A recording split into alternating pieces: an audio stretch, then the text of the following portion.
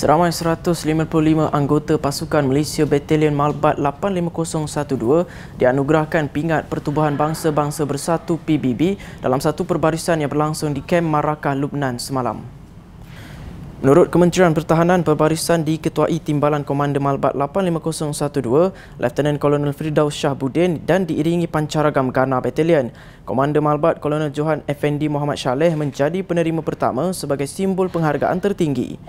Manakala Komander Sektor Barat Unifil Brigadier Jeneral Nicola Mandolesi menyempurnakan penyampaian kepada pegawai kanan dan anggota lain-lain pangkat. Turut hadir Duta Besar Malaysia ke Republik Lubnan, Tuan Yang Terutama Azri Mat Yaakob. Penganugerahan ini mengiktiraf peranan Malbat 85012 ketika Lubnan berdepan ancaman keselamatan akibat konflik di selatan serta ketegangan serantau melibatkan Israel dan Iran. Okay, thank you.